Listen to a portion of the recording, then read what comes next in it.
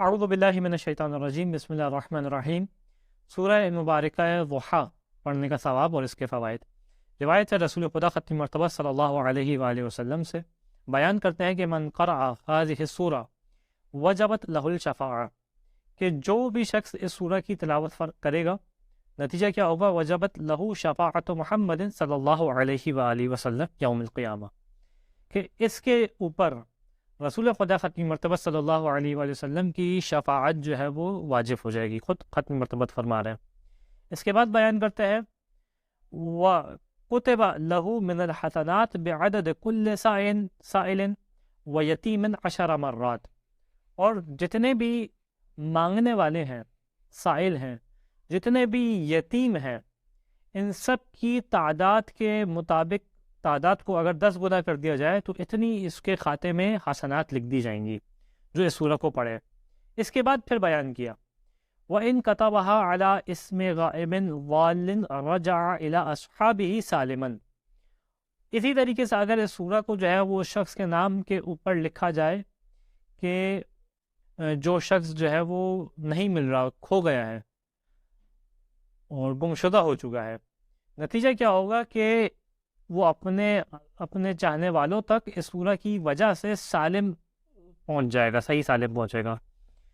اسی طریقے سے بیان کرتے ہیں کہ وَمَن نَسِيَ فِي مَوْضِعٍ شَيْئًا ثُمَّ ذَكَرَهُ وَقَرَأَهَا، کہ جو کسی بھی مقام پہ کوئی چیز بھول جائے اور اس کے بعد اس چیز کو یاد کرے اور اس سورہ کو پڑھے تو حفظہ اللہ الی ان یاخذہ، تو خدا اس چیز کو محفوظ رکھیں گا یہاں تک کہ اس کو مل جائے۔ یعنی اگر کسی شخص کی کوئی چیز کھو گئی ہے، اس سورہ کا سہارا لے کے اس چیز کو پا سکتا ہے اور ڈھونڈ سکتا ہے۔ اعوذ باللہ من الشیطان الرجیم، بسم اللہ الرحمن الرحیم۔ سورہ مبارکہ ضحیٰ کے مطالب۔ اس سے پہلے کہ اس کے مطالب کا بیان شروع کیا جائے، اس کا شان نزول جاننا بہت اہم ہے، اور وہ اس انداز سے ہے کہ رسول خدا ختم مرتبہ صلی اللہ علیہ وآلہ وسلم کے اوپر کچھ عرصے کے لیے سلسلہ وحی رک گیا۔ تقریباً تمام مفسرین نے یہ بات کہی ہے، کچھ عرصے کے لیے سلسلہ وحی رک گیا، جس کے بعد بعض ایک کفار نے آپ کو یہ طعنہ دیا کہ وَدَّعَكَ وَقَلَا، کہ اللہ نے آپ کو چھوڑ دیا ہے، اللہ نے آپ کو ترک کر دیا ہے، وَقَلَا، بلکہ آپ کو دھتکار دیا ہے، نعوذ باللہ من ذالک۔ یہ جو ہے وہ اس طریقے سے ان کے اوپر اعتراض کیا گیا اور طعن و تش کیا گیا، لہٰذا خداوند متعال نے یہ صورت نازل کی جس میں ان کفار کو جواب دیا اور رسول کو تسلی دی۔ آغاز ہوتا ہے وَالضُّحَىٰ وَاللَّيْلِ إِذَا سَجَىٰ، کہ قسم ہے اس وقت کی جب سورج نکلتا ہے اور نکلنے کے بعد جو ہے وہ پورے آسمان پہ چھا جاتا ہے اور مکمل اس کی روشنی پھیل جاتی ہے، اس وقت کی قسم۔ وَاللَّيْلِ إِذَا سَجَىٰ، اور رات کی قسم کہ جب جو ہے یہ رات مکمل ظلمت میں ڈوب جاتی ہے، اس وقت کے رات کی، اس پہر کی قسم۔ اس کے بعد بیان کیا وَمَا وَدَّعَكَ رَبُّكَ وَمَا قَلَىٰ، نہ آپ کے رب نے آپ کو چھوڑا ہے، نہ آپ کے رب نے آپ کو ترک کیا ہے، وما قلا، اور نہ ہی آپ کو دھتکارا ہے، نعوذ باللہ من ذالک۔ یہاں پہ قلا کے 2 اعتبار سے معنی کیا جا سکتا ہے، کیونکہ عربی کے حساب سے، علم صرف کے حساب سے 2 اس کے حروف اصلی بن سکتے ہیں، ایک قاف لام واو اور دوسرا قاف لام یا۔ اگر جو ہے وہ قاف لام یا کے مادے سے لیا جائے تو اس کا معنی بنے گا کسی سے عداوت رکھنا، شدت عداوت رکھنا۔ قاف لام واو سے لیا جائے تو اس کا معنی بنے گا کہ کسی کو دھکا دینا، کسی کو دھتکارنا۔ البتہ راغب اصفہانی جو عربی مشہور عرب لغت کے جو ہے وہ مؤلف ہیں، وہ بیان کرتے ہیں کہ یہاں پہ دونوں کو جمع کرنا بھی ممکن ہے، اس اعتبار سے کہ انسان جو ہے وہ کسی کو شدت عداوت میں اور جو ہے وہ بغض میں اس کو دھکا دے، اس کو دھتکارے۔ تو خدا نے دونوں کی نفی کر دی، ہم نے نہ آپ کو ترک کیا نہ آپ کو دھتکارا ہے۔ اس کے بعد بیان کیا وَلَلْآخِرَةُ خَيْرٌ لَكَ مِنَ الْأُولَىٰ، اور جو آخرت ہے آپ کے لیے وہ زیادہ بہتر ہے آپ کی ابتدا سے۔ اب یہاں پہ ہمارے یہاں جو لفظ آخرت سے معنی سمجھا جاتا ہے وہ ہوتا ہے قیامت۔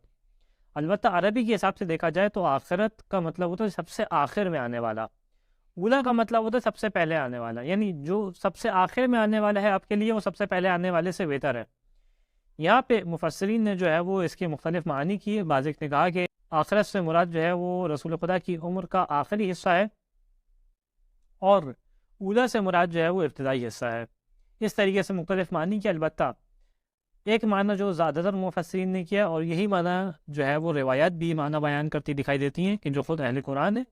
یعنی خود گھر والے قرآن کی بات کرتے دکھائی دیتے ہیں، وہ کس انداز میں کہ آخرت سے مراد جو ہے وہ قیامت ہے، دنیا کے بعد کا مرحلہ ہے، اور اولا سے مراد دنیا ہے۔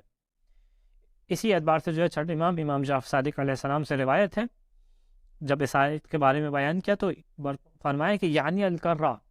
وہی الآخرت للنبی صلی اللہ علیہ وآلہ وسلم، کہ بیان کیا کہ آخرت سے مراد کیا، رسول کا واپس پلٹ جانا، یہ جو پلٹ جانا ہے دنیا سے، یہ جو ہے وہ رسول خدا کے لیے آخرت ہے،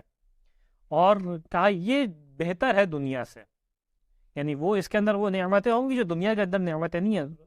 دنیا کے اندر آپ نے سختیاں برداشت کی ہیں خدا کے دین کی خاطر اور خدا کی قربت کی خاطر، لیکن آخرت میں خدا ان کا اجر آپ کو عطا فرمائے گا۔ اسی طریقے سے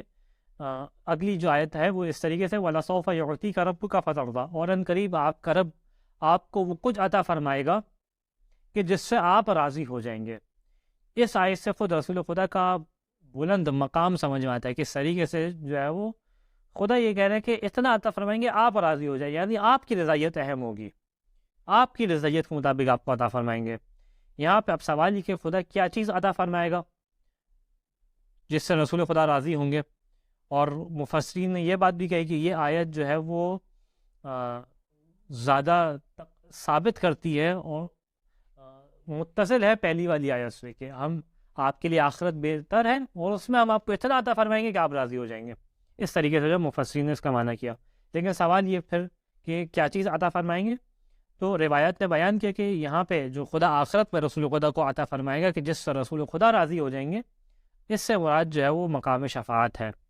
کہ رسول خدا کو مقام شفاعت دیا جائے گا اور اتنی شفاعت فرمائیں گے کہ جس سے اللہ کے رسول راضی ہو جائیں۔ اسی کے مطابق جو ہے وہ روایت ہے پانچویں امام محمد باقر علیہ السلام سے، بیان کرتے ہیں کہ امام سے سوال پوچھا گیا کہ یہ جو اہل عراق شفاعت کے بارے میں کہتے ہیں مولا کیا یہ حق ہے، کیا یہ صحیح بات ہے؟ تو امام نے جواب میں فرمایا ای واللہ، کہ اللہ کی قسم یہ بات صحیح ہے۔ اس کے بعد کہا کہ مجھے میرے چچا محمد حنفیہ نے نقل کیا، بیان کیا کہ امام علی علیہ السلام بیان کرتے ہیں، اور امام علی بیان کر رہے ہیں رسول خدا سے، کیا بیان کرتے ہیں کہ اللہ کے رسول کیا کہتے ہیں کہ اشفع لامتی حتی ینادی ربی ارضیت یا محمد، کہ میں اپنی امت کی شفاعت کروں گا یہاں تک کہ میرا رب مجھے صدا دے گا، میرا رب مجھے پکارے گا کہ اے محمد کیا آپ راضی ہو چکے ہیں؟ اس کے بعد میں کہوں گا نعم یا ربی رضیت، کہ ہاں پالنے والے میں راضی ہو چکا ہوں۔ اس کے بعد امام بیان کرتے ہیں پانچویں امام کہ انکم تقولون یا معاشر اہل العراق، کہ اے عراق والو تم لوگ تو یہ بات کہتے ہو کہ ان ارجع آیت فی کتاب اللہ، قرآن کریم میں سب سے زیادہ امید دلانے والی آیت کے عنوان میں جس آیت کو پیش کرتے ہو تم یہ والی آیت کو پیش کرتے ہو کہ یا عبادی الذین اسرفوا علی انفسہم لا تقنطوا من رحمت اللہ ان اللہ یغفر الذنوب جمیعا، کہ خدا جس کو تم سب سے زیادہ امید دلانے والی آیت سمجھتے ہو اس آیت کو سمجھتے ہو کہ خدا جو ہے وہ اے میرے وہ بندے جنہوں نے اپنے نفس کے اوپر ظلم کیا ہے، رب کی رحمت سے مایوس نہ ہونا، کیوں کہ خدا جو ہے وہ تمام گناہوں کو معاف کر دے گا۔ تم سمجھتے ہو یہ سب سے زیادہ امید دلانے والی آیت یہ ہے۔ پھر بیان کرتے ہیں جبکہ ہم اہل بیت علیہ السلام قرآن کے اندر جس آیت کو سب سے زیادہ امید دلانے والی آیت سمجھتے ہیں وہ کون سی ہے کہ فَلَسَوْفَ يُعْطِيكَ رَبُّكَ فَتَرْضَىٰ، کہ عنقریب آپ کو آپ کا رب وہ مقام عطا فرمائے گا کہ جس سے آپ راضی ہو جائیں گے، یعنی الشفاعہ، یعنی شفاعت عطا فرمائے گا۔ اسی طریقے سے ایک اور اس آیت کے ذیل میں روایت پیش کی جاتی ہے، اور یہ ہے جابر بن عبداللہ انصاری سے، بیان کرتے ہیں کہ رسول خدا ختم مرتبہ صلی اللہ علیہ وآلہ وسلم کا بیت فاطمہ سلام اللہ علیہ میں جانا ہوا، اور جیسے ہی وہاں پہ گئے تو کیا منظر دیکھا کہ ایک جانب جو ہے وہ آپ آٹے کو گھوم رہی ہیں، ایک جانب آپ کے اوپر جو ہے وہ سخت چادر ہے اور خردری چادر، اور ایک جانب جو ہے وہ بچوں کو بھی سنبھال رہی ہیں۔ جیسے یہ شہزادی کو آپ نے سخت منظر میں دیکھا تو آپ کی آنکھوں سے آنسو نکل آئے، اور آپ نے کہا کہ اے میری بیٹی اس دنیا کی کرواہٹ کو برداشت کر لو آخرت کی مٹھاس کی خاطر۔ تو جیسے یہ جملہ کہا تو فوراً شہزادی نے کہا کہ یا رسول اللہ، الحمد للہ علی نعمائہ والشکر للہ علی آلائہ، اس کی نعمتوں کے اوپر اس کی حمد ہے، اس کی عطا کے اوپر اس کا شکر ہے۔ تو جیسے یہ جملہ کہا تو فوراً آیت نازل ہوئی وَلَسَوْفَ يُعْطِيكَ رَبُّكَ فَتَرْضَىٰ، کہ عنقریب آپ کا رب آپ کو وہ کچھ عطا فرمائے گا کہ آپ راضی ہو جائیں گے۔ البتہ یہاں مفسرین نے یہ بات کہی ہے کہ ممکن ہے کہ آیت 2 دفعہ نازل ہوئی ہو، ایک دفعہ پھر اس موقع پہ نازل ہوئی ہو، لیکن یہاں سے مراد جو ہے وہ شفاعت ہے۔ اس کے بعد اگلی آیت الم یجد کا یتیما فآویٰ، کہ اے حبیب جب ہم نے آپ کو یتیم پایا تو کیا ہم نے آپ کا خیال نہیں رکھا، کیا ہم نے آپ کی کفالت نہیں کی؟ اب دیکھیں انسان تاریخ میں جائے تو انسان کو دکھائی دیتا ہے کہ رسول کی ولادت سے پہلے آپ کے والد کا انتقال ہو گیا، ولادت کے کچھ ہی سال بعد آپ کی والدہ کا انتقال ہو گیا، اس کے کچھ سال بعد بعض روایت میں اختلاف ہے کہ 6 سال یا 8 سال بعد آپ کے جو آپ کے کفیل تھے جناب عبد المطلب، آپ کے دادا، ان کا انتقال ہو گیا، اس کے بعد جناب ابو طالب نے سنبھالا۔ تو مسلسل جو ہے آپ نے یتیمی کے اندر جو ہے وہ زندگی بسر کی ہے، پیدا ہونے کے بعد سے یتیم تھے، حتیٰ پیدا ہونے سے پہلے یتیم ہو گئے تھے، لیکن خدا نے جو ہے وہ مسلسل رسول خدا کا خیال رکھا۔ اور یہاں پہ یہ بات بھی کہی جائے تو غلط نہ ہے کہ خیال رکھنے والے تو ابو طالب تھے، رسول کو پالنے والے تو ابو طالب تھے، لیکن کیا کہنے گود ابو طالب کی اور کیا کہنے کفالت ابو طالب کے بارے میں، کس انداز سے خیال رکھا، کس طریقے سے خیال رکھا کہ خدا کو یہ خیال رکھنا اتنا پسند آیا، اس فعل کی نسبت اپنی جانب دے رہا ہے کہ یہ نہ سمجھے کہ حبیب آپ کو ابو طالب سنبھال رہے ہیں، گویا الفاظ بدل کے کہوں تو ابو طالب اس انداز میں سنبھال رہے ہیں کہ یہ ہم ہیں جو آپ کو سنبھال رہے ہیں۔ اس کے بعد جو دوسری آیت بیان کرتی ہے کہ وَوَجَدَكَ ضَالًّا فَهَدَىٰ، کہ جب آپ کے رب نے آپ کو ضال پایا تو اس نے آپ کی ہدایت کر دی۔ اب یہاں پہ جو ہے وہ بعض مفسرین نے اور بعض مسلمانوں نے اس آیت کو دلیل بنائے اس چیز کے اوپر کہ نعوذ باللہ من ذالک، اللہ کے رسول بھی عصیان کر سکتے ہیں، اور اسی خاطر میں نے اس لفظ ضال کا ترجمہ نہیں کیا، کیونکہ اس لفظ کو بنا کے ہی دلیل بنایا۔ البتہ اور یہ کہا گیا اللہ کے رسول جو ہے وہ نعوذ باللہ من ذالک ایک ایسا فعل انجام دے سکتے ہیں کہ جو معصیت الہی میں شمار کیا جائے۔ البتہ جب انسان خود اس لفظ کے بارے میں لغت کے اندر دیکھتا ہے تو اس کو معاملہ مختلف دکھائی دیتا ہے، اور وہ کس انداز میں کہ لفظ ضال کا جو اہل لغت نے معنی کیا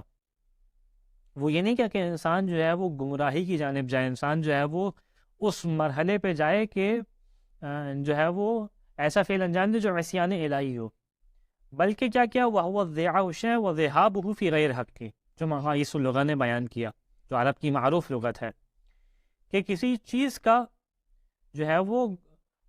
ضائع ہو جانا، کسی چیز کا گمنام ہو جانا، کھو جانا کسی چیز کا، یہ معنی کیا ضال کا، یعنی کوئی شخص کھو جائے تو اس کو ضال کہتے ہیں، یا کوئی چیز گمنام ہو جائے تو اس کو ضال کہتے ہیں۔ اس اعتبار سے اگر رئیسی طور پہ ضال کے معنی بیان کیے جائیں تو اس کے 2 معنی ہیں جو رئیسی طور پہ بنتا ہے کہ کسی چیز کا گم شدہ ہو جانا، کسی چیز کا جو ہے وہ کھو جانا، اور جو روایات بیان کرتی ہیں وہ پہلے والے معنی کے بارے میں بیان کرتی ہیں کہ جب ہم نے آپ کو گم شدہ پایا، گم شدہ کا معنی کیا ہے کہ لوگ آپ کو پہچانتے نہیں تھے، جب ہم نے یہ پایا کہ لوگ آپ کو بطور نبی نہیں پہچانتے، آپ کی پہچان نہیں ہے لوگوں میں بطور نبی، تو ہم نے آپ کی جانب ہدایت فرمائی، فہدا، ہم نے آپ کی جانب لوگوں کی ہدایت فرمائی۔ نہ یہ معنی کیا جائے کہ جو ہے جب آپ نعوذ باللہ من ذالک عصیان انجام دیتے تو ہم نے ہدایت فرمائی، بعید ہے اللہ کے رسول سے یہ بات، اور خود لغت بھی اس کا ساتھ نہیں دیتی۔ تو معنی یہ ہوا کہ جب ہم نے دیکھا کہ آپ لوگوں میں گم شدہ تھے، جب لوگ آپ کو جانتے نہیں تھے تو ہم نے ہدایت فرمائی لوگوں کی آپ کی جانب، جیسا کہ روایت میں بھی بیان کیا، اور خود یہ سب سے بڑی تائید بنے گی روایت میں بیان کرنا کہ یہ وہ ہے کہ جو اہل قرآن ہیں جن سے ہم نے قرآن کو سمجھنا ہے، کیونکہ ان کے گھر میں قرآن نازل ہوا ہے۔ اور کس انداز میں روایت ہے زرارہ بیان کرتے ہیں امام علیہ السلام سے، اب یہاں پہ جو ہے وہ روایت میں بیان نہیں کہ اب کون سے امام سے، یا تو امام محمد باقر علیہ السلام ہے یا امام جعفر صادق علیہ السلام، بیان کرتے ہیں کہ اس آیت کے بارے میں کہ وَوَجَدَكَ ضَالًّا فَهَدَىٰ، ای ہدا الیک قومن، خدا نے قوم کی ہدایت کی آپ کی جانب، آپ کی ہدایت نہیں کی. آپ گمنام تھے قوم کے، آپ گمشدہ تھے، لوگ آپ کو جانتے نہیں تھے آپ کہاں ہیں. قوم کی ہدایت کی آپ کی جانب. اور کیا کہ لا یعرفونک، یہ قوم آپ کو جانتی نہیں تھی. جب ہم نے ہدایت کی تو کیا ہو گیا؟ حتی عرفوک، آپ کو جاننے لگے. تو اس کا مطلب کیا ہے کہ ضالن آپ گمشدہ تھے. اس کے بعد جو آیت ہے وہ کہ وَوَجَدَكَ عَائِلًا فَأَغْنَىٰ، کہ جب ہم نے دیکھا کہ آپ تنگ دست ہیں، جب ہم نے دیکھا کہ آپ کے پاس مال دنیا نہیں ہے، آپ کے پاس جو ہے وہ تنگ دستی ہے، تو ہم نے کیا کیا؟ فَأَغْنَىٰ، ہم نے آپ کو غنی بنا دیا، ہم نے آپ کو مال دنیا عطا کیا. اور انسان جا کے اب تاریخ میں دیکھیں کہ کن کن موارد میں رسول خدا کو خدا نے فقیر سے غنی میں بنایا، فقیر سے غنی کی جانب خدا لے کے آیا. تو سب سے بڑا موقع جو تاریخ میں دکھائی دیتا ہے اور سیرت رسول میں دکھائی دیتا ہے، جس کا کوئی اصل مسلمان منکر نہیں ہے، تمام امت مسلمہ، تمام مفسرین، تمام تاریخ لکھنے والے اس بات کو ضرور لکھتے ہیں کہ رسول خدا ایک فقیری کی زندگی گزار رہے تھے. رسول خدا کے پاس مال و دولت نہیں تھی، دنیاوی مال و دولت نہیں تھی. لیکن جب جناب خدیجہ سے ازدواج ہوا تو جناب خدیجہ نے اپنا تمام کا تمام مال و دولت آپ کی بارگاہ میں ہدیے کے طور پہ پیش کر دیا. چاہے وہ آپ کی کنیزیں ہوں، چاہے آپ کے غلام ہوں، چاہے آپ کا تجارت کا مال ہو، چاہے آپ کے محلات ہو، تمام کی تمام چیزیں رسول خدا کی بارگاہ میں پیش کر دیں. حتیٰ اپنے آپ کو کہا کہ میں آپ کی کنیز ہوں. یعنی خدا نے پہلے ذکر کیا کہ جب ہم نے آپ کو یتیم پایا تو ہم تھے جس نے کفالت کی، اور وہاں پہ بیان کیا تھا کہ جناب ابو طالب کی کفالت گویا خدا کو اس طرح پسند آئی کہ خدا کہہ رہا ہم نے آپ کی کفالت کی. اور یہاں پہ بھی یہ بات آئے گی کہ گویا جناب خدیجہ کا مال رسول خدا کو دینا اتنا پسند آیا کہ خدا کہہ رہے کہ ہم نے جو ہے وہ آپ کو غنی بنایا، ہم نے آپ کو غنی کیا. اور پھر جو رسول خدا نے اس مال کو اسلام کے اوپر خرچ کیا. مفسرین نے یہاں پہ اور بھی باتیں بیان کی کہ یہاں پہ جو ہے وہ اس سے مراد یہ بھی ہے کہ جب غزوات کے اندر رسول خدا کو جو ہے وہ مال آیا تو وہ بھی مراد ہے. صحیح ہے، تمام مرادیں ہوں گی، صحیح، انکار نہیں ہے کسی مراد کا، جہاں سے بھی خدا نے رسول خدا کو غنی بنایا. لیکن وہ سب سے بڑا مورد کہ جہاں پہ فقر کے بعد رسول خدا کو مال و دولت ملا، وہ جناب خدیجہ کا مال تھا. یعنی کیا پاکیزہ نیت تھی جناب خدیجہ کی، اور کیا برکت تھی اس مال میں کہ خدا اس مال کی نسبت اپنی جانب دے رہا ہے. اس کے بعد آیت بیان کرتے ہی اب تمام نعمتیں بیان کر دی، تو اب جو ہے وہ ان باتوں کا کچھ باتوں کا خیال رکھیں. وہ کیا؟ فَأَمَّا الْيَتِيمَ فَلَا تَقْهَرْ. اب دیکھیں آپ کے سامنے کبھی یتیم ہو تو اس کو دھتکارے گا نہیں، اس کو جو ہے وہ ذلیل نہ کیجیے گا. کوئی یتیم ہو، اسلام نے اس عنوان کو بہت اہمیت دی ہے کہ اگر انسان کے سامنے کوئی یتیم آیا ہو، جیسا کہ سورہ مبارکہ فجر میں بھی بیان کیا تھا، یہاں پہ بھی ہوئی بات کہ اگر انسان کے سامنے یتیم ہو اور کوئی ایک ایسا شخص ہو کہ جس کے ماں باپ نہیں ہیں، جس کا باپ نہیں ہے یا علیٰ، تو آپ جو ہے وہ اس سے رحمت سے پیش آئیں، آپ اس سے جو ہے وہ احترام سے پیش آئیں، یتیم کا اکرام کریں. ایک مرحلہ تو یہ ہے کہ آپ اس کی مالی مدد کریں، یہ بھی ایک اپنی جگہ اہمیت کا حامل ہے. لیکن صرف مالی مدد پہ اکتفا نہیں کریں، اس نفس کو جو یتیم ہے اس کو ایک اہمیت و اکرام دے کہ اگر اس کا والد نہ ہوتا تو یہ اپنے اندر احساس کمتری کو محسوس نہ کرے، اور ویسا ہی اکرام ملے کہ اگر اس کا والد موجود ہوتا تو جیسا اکرام ملتا، بلکہ اس سے بڑھ کے، کیونکہ اب تو اس کو ایک احساس کمتری ہے، کہیں اس احساس کمتری کا شکار نہ ہو. تو اسلام خاص اہمیت دیتا ہے یتیموں کو خیال رکھنے کو. اسی ذیل میں امام جعفر صادق علیہ السلام سے روایت بھی ہے کہ ما من عبد یمسح یدہ علی رأس یتیم رحمۃ لہ، کہ جب بھی کوئی بندہ کسی یتیم کے سر پر رحمت کی خاطر ہاتھ پھیرتا ہے، نتیجہ کیا ہوتا ہے؟ الا اعطاہ اللہ بکل شعرہ نورا یوم القیامہ، خدا جتنے بھی اس کے سر پہ بال ہیں اس کے عوض جو ہے وہ اس کو قیامت میں ایک نور عطا فرمائے گا. بلکہ روایت نے یہ بھی نہیں کہا کہ سر پہ بال، جتنے بھی بال ہیں اس کے بدلے جو ہے وہ خدا اس کو قیامت میں ایک نور عطا فرمائے گا. یعنی اسلام خاص اہمیت دیتا ہے کہ یتیموں کا اکرام کرو، یتیموں کا خیال رکھو. اس کے بعد آیت بیان کرتی ہے وَأَمَّا السَّائِلَ فَلَا تَنْهَرْ، اور جب کوئی مانگنے والا ہو تو اس کو بھی جو ہے وہ اس کو دھتکار کے منع نہ کریں، اس کی بے عزتی نہ کریں، اس کو ذلیل نہ کریں۔ یہاں پہ بھی اہم ترین بات یہی ہے کہ خداوند متعال نے ہر نفس انسانی کو ایک عزت و کرامت عطا کی ہے۔ ہر نفس انسانی، ممکن ہے کہ یہ شخص خود اپنی عزت نہ کر رہا ہو، لیکن خدا نے ایک عزت ہے جو اس نفس انسانی کو عطا کی ہے، اور اس نفس انسانی کا تقاضا یہ ہے کہ اس کی عزت کی جائے، اب وہ چاہے کوئی بھی ہے، چاہے کوئی بھی ہے۔ یہ انسان ہے، یہ عنوان کافی ہے اس کو عزت دینے کے لیے۔ خدا نے اس کو عزت دی ہے، اس عنوان کو خدا نے عزت دی ہے۔ اگر کوئی آپ سے مانگ رہا ہے، اس نے اپنی تمام عزت جو ہے وہ اس طریقے سے آپ کے سامنے پیش کر دی ہے۔ ممکن ہے کہ مجبوری کی وجہ سے ہو، ممکن ہے کہ جو عزت خدا نے اس کو عطا کی تھی، اپنے آپ کو اس نے وہ عزت نہ دی ہو، ممکن ہے اس وجہ سے، ممکن ہے کوئی مجبوری کی وجہ سے، لیکن اب آپ اس کو مزید ذلیل کریں، یہ کام نہ کریں۔ اس کی عزت تو یہی تھی، اس کی مزید بے عزتی نہ کریں۔ تو خاص اسلام اہمیت دیتا ہے کہ اس کو، کہ نفس انسانی کو عزت دی جائے۔ اما السائل فلا تنہر، اس کو بھی دھتکارے نہیں، ذلیل نہ کریں۔ ممکن ہے کسی موقع پہ آپ نہ دے سکتے ہو،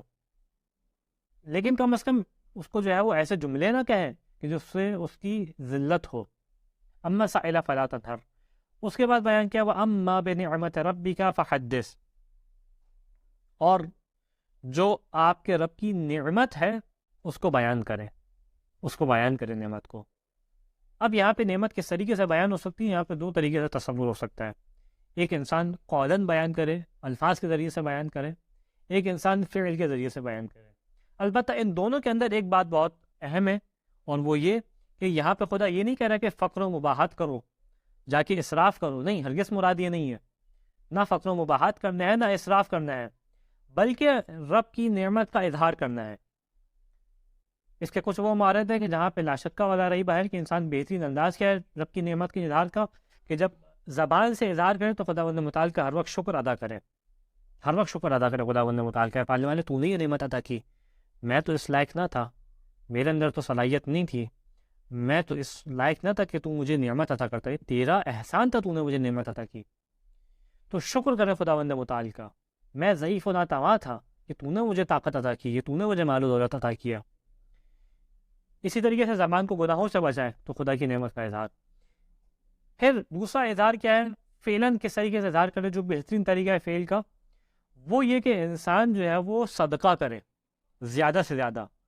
خدا کی نعمت کا اظہار کرتے ہوئے، پالنے والے نے مجھے دیا ہے، میں تو نہیں تھا جو اس مال کو حاصل کر سکتا تھا، جب اس نے مجھے دیا تو میں اس کی راہ میں پلٹاؤں گا۔ اس طریقے سے خدا بند متعال کی نعمت کا اظہار کرے،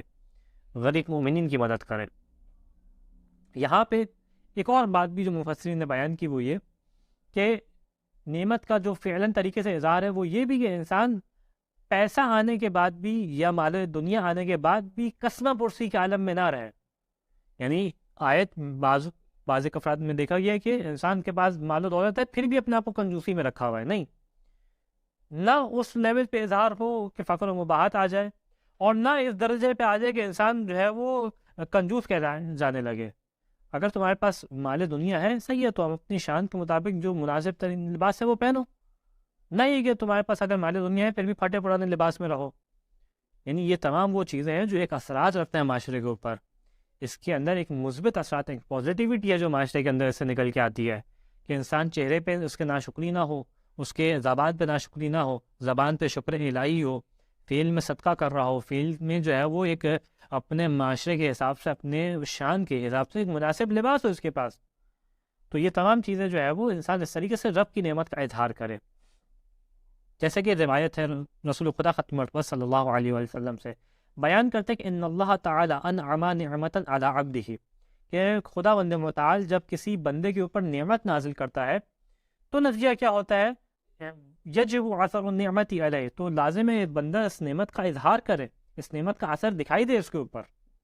البتہ یہ بات واضح ہے کہ اپنی شان کے مطابق، ایسا نہ ہو کہ جو ہے فقر و مباحت میں چلا جائے اور جو ہے وہ اسراف کے اندر چلا جائے، لیکن جو اس کا بنیادی طور پہ حق ہے وہ تو دکھائی دے نعمت کا۔ اور اسی طریقے سے ایک اور روایت ہے امام علی علیہ السلام سے بیان کرتے ہیں کہ ان اللہ عز وجل جمیل یحب الجمال ویحب ان یرا اثر نعمته علی عبده، کہ خداوند متعال جمیل ہے، خداوند متعال جمال کو پسند کرتا ہے، خدا پسند کرتا ہے انسان بن سور کے رہے ایک مناسب انداز میں اپنی شان کے مطابق، اور خدا یہ پسند کرتا ہے کہ نعمت کا اثر جو ہے وہ بندے کے اوپر ظاہر ہو. یہ چیز وہ ہے کہ خدا بند متعال پسند کرتا ہے. خدا بند متعال سے دعا ہے کہ ہمیں اس سورہ کے متعلق کے مضامین پہ عمل کرنے کی توفیق عطا فرما. اس سورہ کو زیادہ سے زیادہ پڑھنے کی توفیق عطا فرما. جو مومین پریشان حال ہیں تجھے رسول خدا کا واسطہ ان کی پریشانی کو دور فرما. وآخر دعوانا ان الحمد للہ رب العالمین.